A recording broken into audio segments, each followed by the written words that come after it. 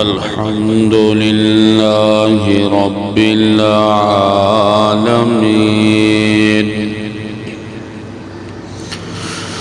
والعاقبة للمتقين والصلاة والسلام على أشرف الأنبياء والمرسلين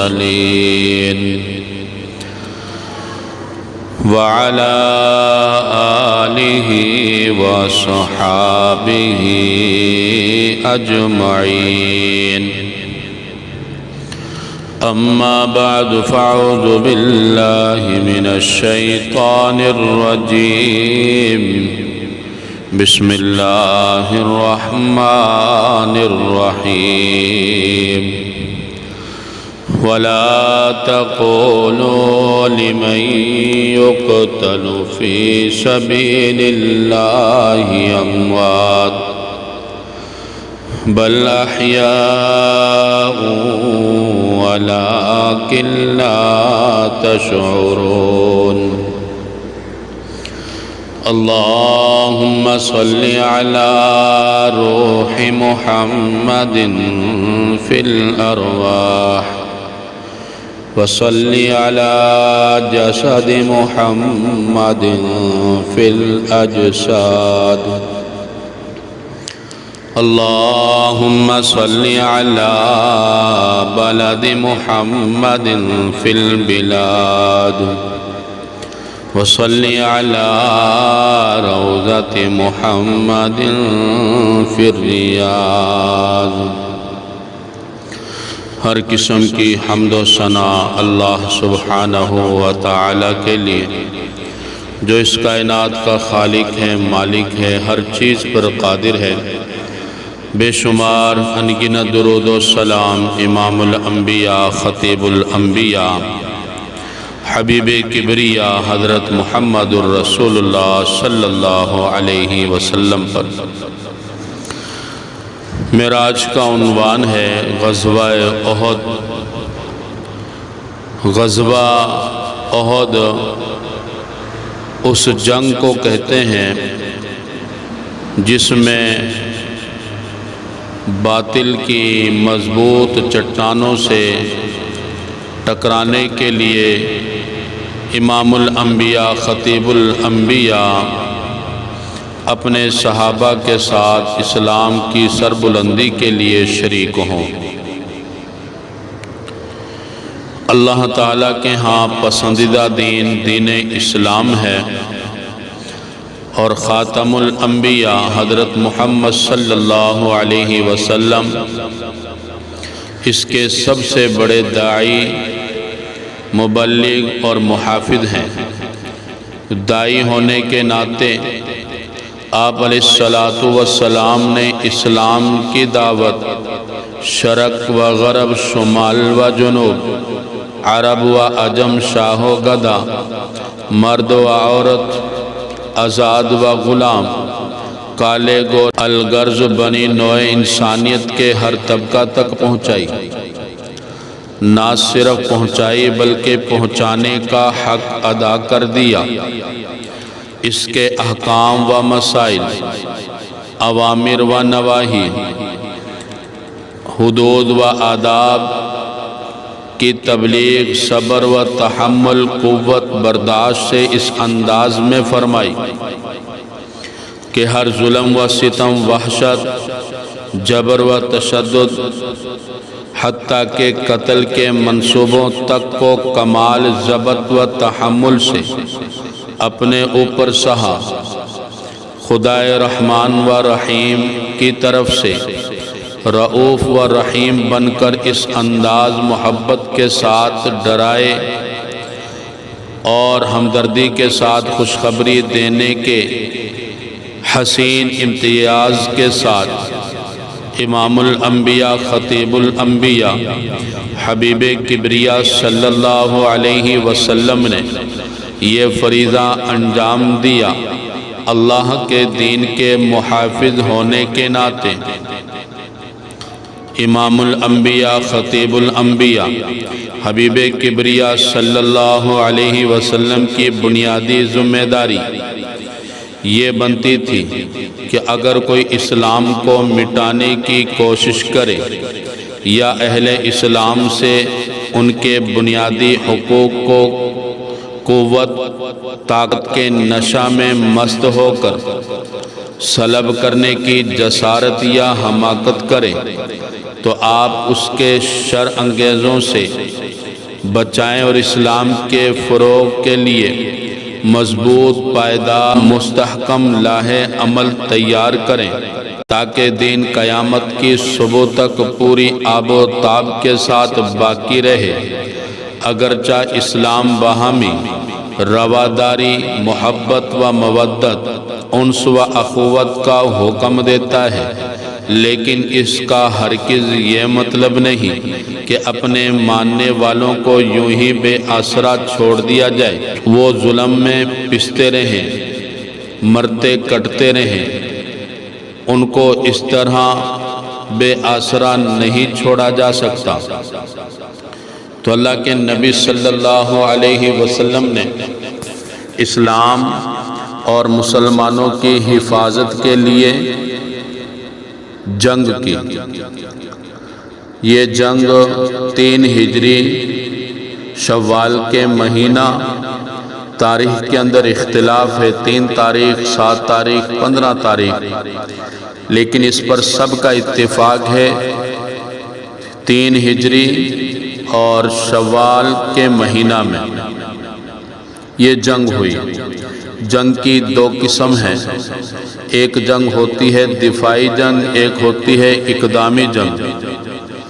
دفاعی جنگ، مسلمان اپنے حقوق کے لیے اسلام کی حفاظت کے لیے جنگ کریں، یہ دفاعی جنگ ہے۔ اقدامی جنگ، اسلام کی دعوت دیں، وہ اسلام قبول نہ کریں، جزیہ مقرر کریں، اگر جزیہ بھی نہ دیں پھر ان سے جنگ کی جائے۔ تو اللہ کے نبی صلی اللہ علیہ وسلم نے جو جنگ کی ہے، جنگ احد، یہ دفاعی جنگ ہے، اقدامی جنگ نہیں ہے، اور نہ ہی اسلام اس کی تربیت کرتا ہے لڑائی جھگڑے کی، قتل و قتال کی۔ یہ جنگ جو ہوئی ہے اسلام اور مسلمانوں کے دفاع کے لیے ہوئی ہے۔ اس جنگ کے اندر کافروں کا 3000 کا لشکر، جس کی قیادت ابو سفیان کے ہاتھ میں، اور مسلمانوں کا لشکر 1000، جس کی قیادت خود امام الانبیاء خطیب الانبیاء حبیب کبریا صلی اللہ علیہ وسلم فرما رہے ہیں۔ آپ صلی اللہ علیہ وسلم نے اپنے صحابہ کرام سے مشورہ کیا کہ جنگ کہاں کرنی چاہیے، مدینہ کے اندر رہ کر یا مدینہ سے باہر۔ تو جوان جو صحابہ کرام تھے ان کا مشورہ یہ تھا کہ اللہ کے نبی جنگ مدینہ سے باہر ہونی چاہیے۔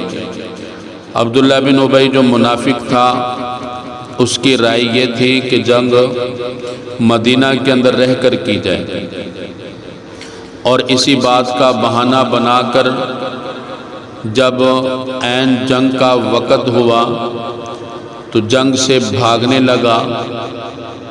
پوچھا گیا تو بتایا کہ ہماری رائے پر عمل نہیں کیا گیا، اس وجہ سے ہم یہ جنگ نہیں لڑتے۔ تو اپنے 300 لوگوں کو لے کر وہ واپس ہو گئے۔ تو منافق جو ہے یہ اسلام کو بھی نقصان پہنچاتا ہے اور اپنے آپ کو بھی ذلیل کرواتا ہے، اور یہ منافق قیامت کی صبح تک ذلیل ہوتا رہے گا۔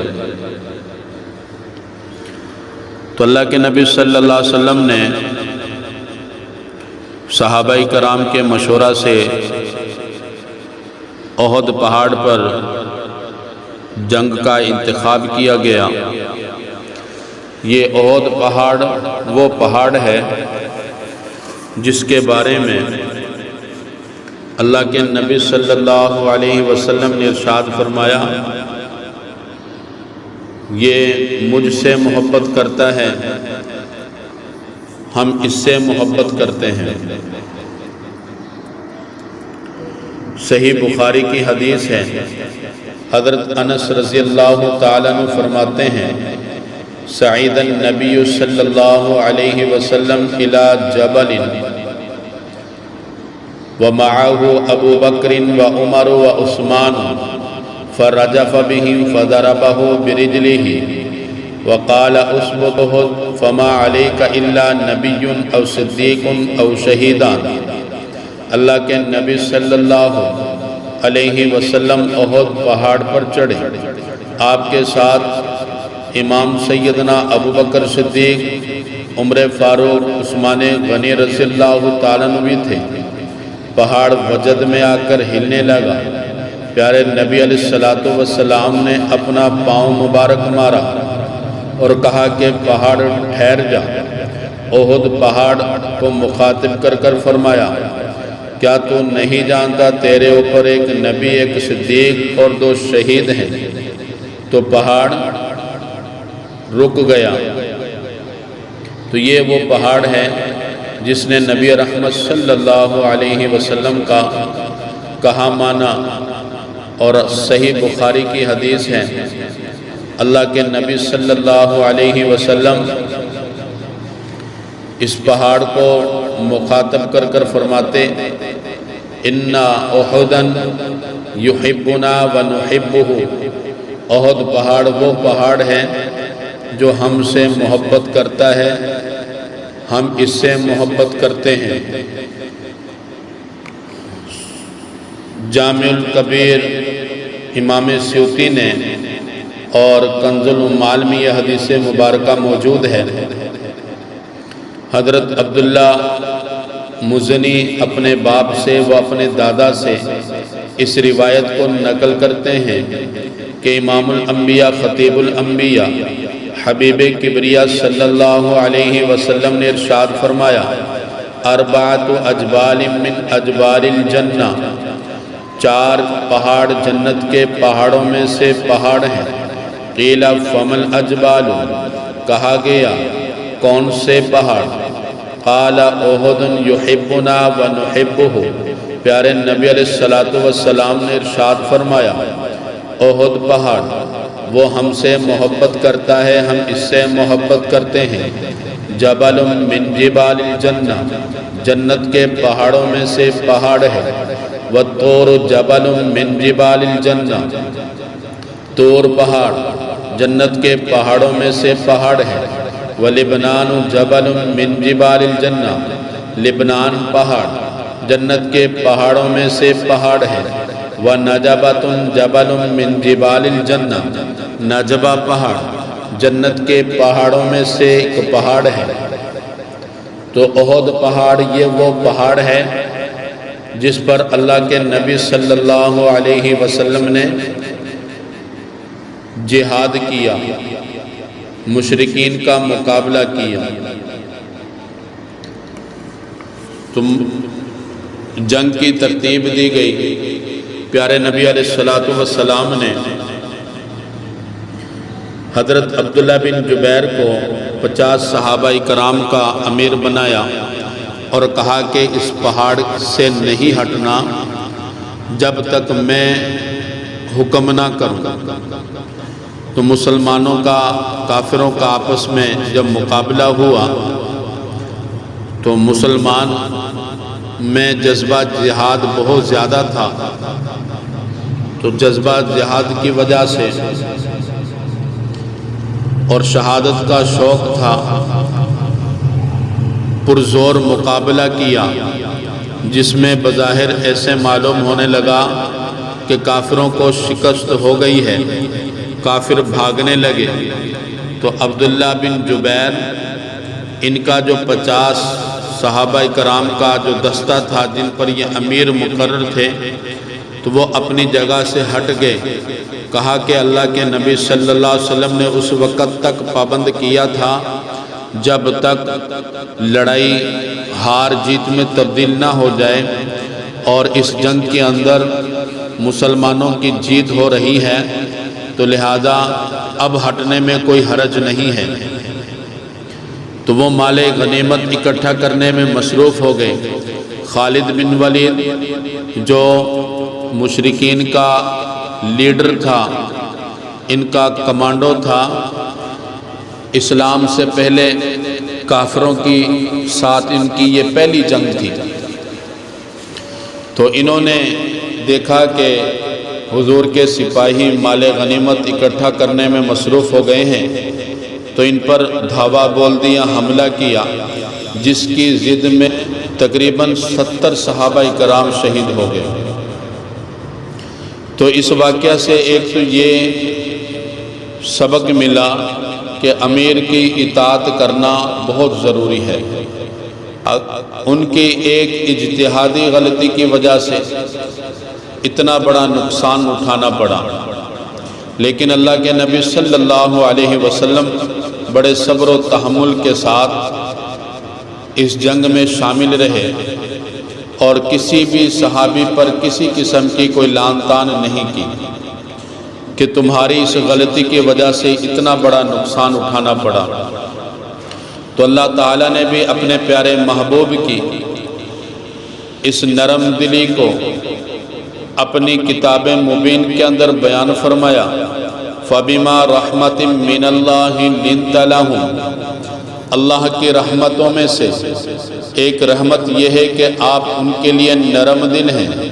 وَلَوْ كُنْتَ فَظًّا غَلِيظَ الْقَلْبِ لَانفَضُّوا مِنْ حَوْلِكَ، اگر آپ ترش مزاج سخت دل ہوتے تو وہ آپ کے پاس سے بھاگ جاتے۔ اپنی کتاب کے اندر بیان فرمایا محبوب، یہ آپ کے نرم دلی کا اثر ہے کہ صحابہ اکرام آپ کے ساتھ جڑے ہوئے ہیں۔ اگر آپ سخت مزاج ہوتے، آپ کسی کو نشانہ بناتے کہ آپ کی وجہ سے جنگ میں اتنا نقصان ہوا، اتنے صحابہ کرام شہید ہو گئے، تو جتنے اور آپ کے پاس تھے وہ بھی بھاگ جاتے۔ تو اللہ پاک نے اپنے پیارے محبوب کو فرمایا، فَاعْفُ عَنْهُمْ، میرے محبوب ان کو معاف کر دیجئے، وَاسْتَغْفِرْ لَهُمْ، ان کے لیے مغفرت طلب کریں، وَشَاوِرْهُمْ فِي الْأَمْرِ، ان سے مشورہ کریں، مشاورت کرتے رہیں۔ یعنی آقا علیہ السلام کو فرمایا ان سے مشورہ کرنا نہ چھوڑیں کہ آئندہ کے لیے ان سے ایسا برتاؤ نہ کیا جائے کہ مشورہ نہ لیا جائے۔ اللہ کے نبی صلی اللہ علیہ وسلم نے ان کو ہٹ نہیں کیا تھا کہ تمہاری وجہ سے اتنا بڑا نقصان اٹھانا پڑا، لہذا اب کبھی مشورہ نہیں کیا جائے گا۔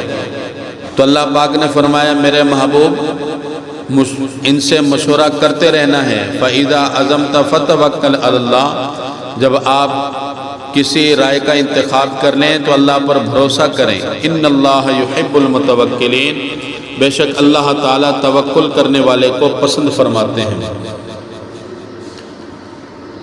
تو نبی رحمت صلی اللہ علیہ وسلم کی اس مبارک ادا کو اور نرم دلی کو اللہ پاک نے اپنی کتاب مبین کے اندر بیان فرمایا ہے۔ تو جو نرم دل ہوتے ہیں وہ بڑی حکمت کے ساتھ اپنے مسائل کو حل کر لیتے ہیں۔ جو ترش مزاج سخت مزاج جو ہوتے ہیں ان کے پاس لوگ بھی کم بیٹھتے ہیں اور وہ مشکلات کے اندر پھنس جاتے ہیں۔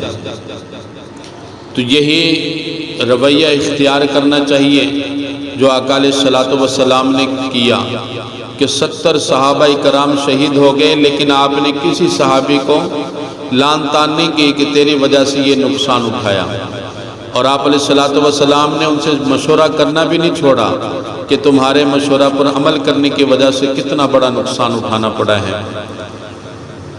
تو آج بھی کوئی بھی کام ہو، مسجد کا کام ہو، گھر کا کام ہو، کوئی بھی فلاحی کام ہو تو اس کے اندر مشورہ کرنا چاہیے، اور مشورہ کے بعد جو ہے جس رائے کا انتخاب کر لیا جائے اللہ کی ذات پر بھروسہ رکھیں، اور اگر اس کے باوجود بھی اس کے اندر کوئی نقصان ہو جائے تو اپنے کسی دوسرے مسلمان پر لعن طعن نہ کریں کہ میں تو پہلے کہتا تھا یہ ان پڑھ جاہل گوار، اس کے مشورہ پر عمل کرو گے تو نقصان اٹھاؤ گے۔ تو بس صرف مشورہ سنت کی نیت سے کریں اور ایسی غلط زبان استعمال نہ کریں کہ جس سے دوسرے مسلمانوں کی دل آزاری ہو۔ آگے اللہ پاک نے کہ جب صحابہ کرام آپس میں ایک دوسرے کو گھور گھور کر کہنے لگے کہ یہ تمہاری وجہ سے یہ نقصان ہوا ہے، صحابہ کرام آپس میں کہہ رہے ہیں کاش تم ایسا نہ کرتے تو اتنے صحابہ کرام شہید نہ ہوتے۔ تو اللہ پاک نے اس کو بھی اپنی روشن کتاب کے اندر بیان فرمایا یا ایھا الذین آمنوا لا تکونوا کالذین کفروا، اے ایمان والو کافروں کی طرح نہ ہو جاؤ۔ وقالوا لاخوانہم اذا ضربوا فی الارض، انہوں نے کہا اپنے نسبی بھائیوں سے جب وہ سفر میں او کانوا غزا لو کانوا عندنا ما ماتوا وما قتلوا، یا جہاد پر گئے تو کہتے اگر یہ ہمارے پاس ہوتے تو نہ مرتے نہ مارے جاتے۔ لیجعل اللہ ذلک حسرۃ فی قلوبہم، اللہ نے یہ حسرت رکھ دی، یہ افسوس رکھ دیا ان کے دلوں میں۔ واللہ یحیی و یمیت، اللہ ہی زندگی دیتا ہے، اللہ ہی موت دیتا ہے۔ واللہ بما تعملون بصیر، اللہ تعالی ہر کام سے باخبر ہے۔ تو کافروں کا یہ رویہ ہوتا ہے، ایمان والوں کا یہ نہیں ہوتا کہ نقصان ہو گیا تو اب اس طرح کی کافروں کی طرح باتیں نہ کہو، جس طرح ہم بھی کہتے ہیں کہ آج اگر میرا بچہ اسکول نہ جاتا، صبح چھٹی کا بھی کہہ رہا تھا تو راستے کے اندر اس کو حادثہ پیش نہ آتا، ایکسیڈنٹ نہ ہوتا، موت نہ آتی، ابا جی آج اگر کام پر نہ جاتے تو فلاں حادثہ پیش نہ آتا، تو یہ کافروں والی باتیں ہیں، اور یہ ان کے دلوں پر اللہ پاک اس بات کا افسوس بنا دیتے ہیں، حالانکہ اللہ پاک ہی زندگی دیتے ہیں، اللہ پاک ہی موت دیتے ہیں۔ تو کافروں کی طرح ایسی بات کوئی نہیں کہنی کہ جو اللہ تعالیٰ کو ناپسند ہو۔ تو اس جنگ احد کے اندر اللہ کے نبی صلی اللہ علیہ وسلم کے پیارے صحابہ، اس پیاری جماعت میں سے 70 صحابہ کرام شہید ہو گئے۔ حضرت ابو سعید خدری رضی اللہ تعالیٰ عنہ وہ پیارے صحابی رسول ہیں جن کا عورتوں کے سوا جتنے مرد تھے وہ سب کے سب شہید ہو گئے۔ تو حضرت ابو سعید خدری رضی اللہ تعالیٰ عنہ کی والدہ نے کہا اب گھر میں کمانے والا کوئی نہیں ہے تو اللہ کے نبی صلی اللہ علیہ وسلم سے جا کر مدد لے لیں۔ تو آپ صلی اللہ علیہ وسلم کے پاس آئے تو آپ صلی اللہ علیہ وسلم نے ارشاد فرمایا وَمَن يَتَصَبَّرْ يُصَبِّرْهُ اللَّهُ وَمَا أُوتِيَ أَحَدٌ عَطَاءً خَيْرًا وَأَوْسَعَ مِنَ الصَّبْرِ، فرمایا جو صبر کرتا ہے اللہ اس کو صبر دے دیتے ہیں، اور صبر سے بڑھ کر کسی کو کوئی چیز نہیں دی گئی۔ اللہ پاک اپنی روشن کتاب کے اندر بھی بیان فرماتے ہیں ان اللہ مع الصابرین، اللہ پاک صبر کرنے والوں کے ساتھ ہیں۔ تو صبر کوئی سب فرض واجب نہیں ہے، ترغیب ہے۔ اگر کوئی دفاعی کام سر انجام لاتا ہے تو وہ بھی ٹھیک ہے، اور اگر وہ صبر کرتا ہے تو صبر جو ہے اللہ پاک اس کو دے دیتے ہیں، اور یہ صبر بہت بڑی چیز ہے جو اللہ پاک ہر کسی کو عطا نہیں فرماتے۔ صبر کرنے کے ساتھ اللہ تعالیٰ کی معیت حاصل ہو جاتی ہے۔ دعا ہے اللہ کریم سے جو کچھ کہا ہے سنا ہے، اللہ کریم اس پر عمل کرنے کی توفیق عطا فرمائے۔ وما علینا الا البلاغ المبین۔